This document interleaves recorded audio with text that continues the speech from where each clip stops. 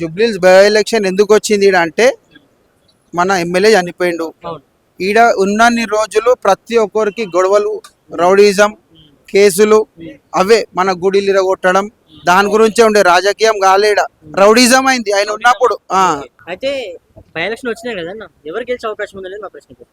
By election వచ్చింది ఏంటంటే అన్న, మాగంటి చనిపోయినందుకు వచ్చింది. మన అన్న నవీన్ అన్నకి మంచి అవకాశం వచ్చింది. గోల్డెన్ ఆపర్చునిటీ అనుకోవచ్చు దీన్ని. నవీన్ అన్నకి ప్రతి ఒక్కరు సపోర్ట్ చేసి అన్నను భారీ మెజార్టీతో గెలిపించాలి. ఇట్లాంటి అవకాశం రాదు. మన ఏదైతే మంచితనం ఉందో అన్ననైతే పక్కా గెలిపించుకోవాలన్న. వ్యక్తి మంచి వ్యక్తిత్వాన్ని చూసి ఓటేయాలా, లేదంటే ఎన్నుకున్న జెండాని చూసి ఓటేయాలా? జెండా కోసం ఈడ ఎవరు పని చేస్తలేరన్న. నవీన్ అన్న మంచితనం, ఏదైతే మంచితనం ఉంటుందో ఆడ నవీన్ అన్న మనుషులు ఉంటారు. అది ఏమంటారు నవీన్ అన్న గురించి, ఆయన వ్యక్తిత్వం గురించి మాట్లాడాలంటే ఏం చెప్తారు? పర్సనల్ ఆయన మంచితనం చెప్పుకుంటా పోతే మనకు రోజులు జరపవన్న, అన్ని ఉన్నాయి. నవీన్ అన్న ఎడ్యుకేషన్ పరంగా కానీ, జాబ్స్ పరంగా కానీ, పెళ్లిళ్ళు కానీ, ఏదైనా ఆపద ఉందని వస్తే పక్కా వాళ్ళకి సాయం చేసి పంపిస్తాడు. అందుకే ఇక్కడ చూడొచ్చు ఫుల్ పబ్లిక్, ఈరోజు నామినేషన్ కూడా చూడొచ్చు పబ్లిక్ బ్రహ్మరథం బట్టి ఫుల్ జనం నవీన్ అన్నతోనే ఉన్నారు. ట్రాఫిక్ చూడొచ్చు ఎక్కడిదక్కడ ఆగిపోయింది. ఫుల్ పబ్లిక్ అన్నతో ఉన్నారు.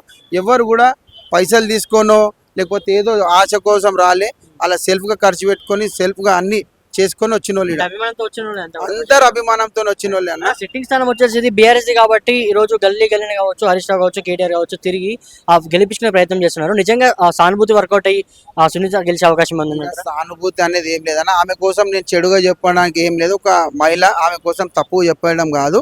వాళ్ళ హస్బెండ్ చేసిండు అట్లా కాబట్టి ఇవాళ దినం వాళ్ళ టాక్ అట్లుంది.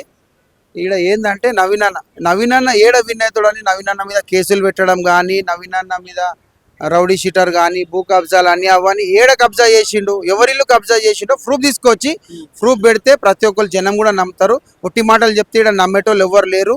నవీన్ అన్నకి పక్క బంపర్ మెజారిటీతో గెలిపిస్తారన్న. అభిమానం ఉన్న నాయకుడు అయినప్పుడు బై ఎలక్షన్ వరకు ఎందుకు ఆగాలి? ఇండిపెండెంట్ గా ఉన్నప్పుడు గెలిపించుకోవచ్చు కదా. ఇండిపెండెంట్ గా ఉన్నప్పుడు 20,000 ఓటర్స్ ఉన్నారు ఆయనకి. ఇండిపెండెంట్ గానే పార్టీ సపోర్ట్ లేకుండా 20,000 మంది ఉన్నారు. నవీన్ అన్న అంటే యూత్ ఉన్నారు. ఈసారి పక్క నవీన్ అన్న. సెకండ్ పి జనార్దన్ రెడ్డి అని చెప్తున్నా.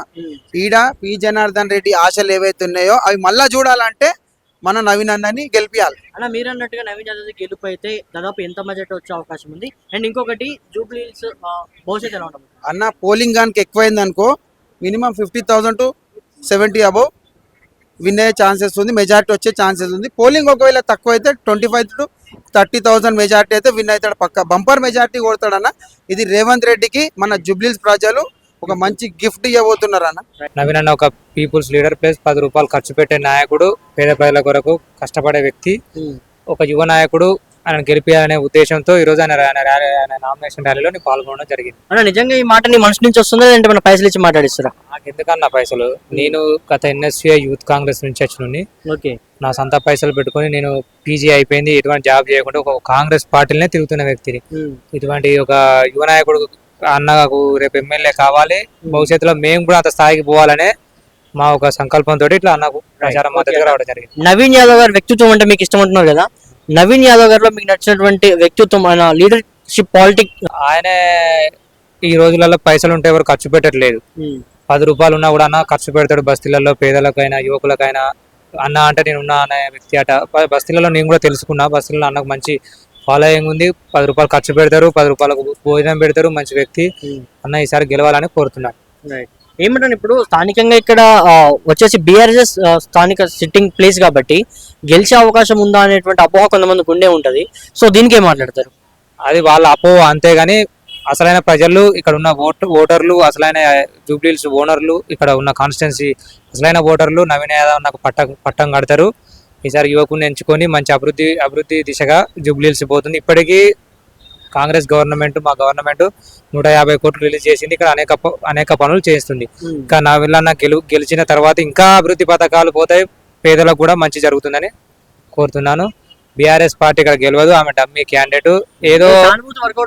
ఏదో సానుభూతి అక్కడ దుబ్బాకలో పెట్టిల్లు సానుభూతి మీద ఓట్లు పడతాయి అంటే ఈ రోజులు కాదు. ఈ రోజులు మారిపోయినాయి. బీఆర్ఎస్ కు గట్టి దెబ్బ తాగపోతుంది. జూబ్లీహిల్స్ ఈ ఎలక్షన్ రిజల్ట్ తో బీఆర్ఎస్ పతనం ఖాయమైపోతుంది, పూర్తిగా పతనం అయిపోతుంది. ప్రజలలో, పల్లెలలో కూడా పతనం పూర్తిగా కొలాప్స్ అవుతుంది. అన్న ఒక విధంగా ఏం చెప్తారన్నా, దాదాపుగా 3 టర్మ్స్ నుంచి మాగంటి గోపీనాథ్ ఇక్కడ ఎమ్మెల్యే ఉన్న తర్వాత టీడీపీ నుంచి బీఆర్ఎస్ లోకి వచ్చారు.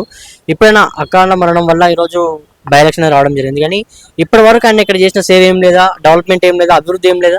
నాకు తెలిసి జూబ్లీస్ లో ఏం అభివృద్ధి ఏం కనబడట్లేదు. వర్షం కొడితే యూసఫ్ కూడా అయినా ఇవన్నీ మోరీలు ఉప్పొంగిపోతాయి, ఇవ ఏం లేదు, డెవలప్మెంట్ లేదు.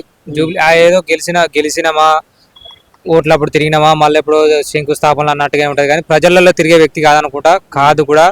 ఇప్పుడు వాళ్ళ భార్య కూడా ఏం రాజకీయ అనుభవం లేదు, ఆమెకు ఓటు వేసి వేస్ట్. ఒక యువకుడిని ఎంచుకుంటే రానున్న రోజుల్లో మాలాంటి యువకులు కూడా ఆదర్శంగా ఉంటాడు, పనులు చేస్తాడు అన్నట్టుగా ఉంది. ఏమన్నా బీజేపీ క్యాండిడేట్ లంకాల దీపక్ రెడ్డి గారి నుంచి మీకు ఏమైనా ఐడియా ఉందా? ఆ క్యాండిడేట్ గురించి తెలియదు. ఆ క్యాండిడేట్ ఊరికి డమ్మిగా ఏదో పార్టీ నుంచి నిలబెట్టాలనే ఒక ఉద్దేశంతో నిలబెట్టాలి తప్ప అదే డిపాజిట్లు కోల్పోవడం ఖాయం.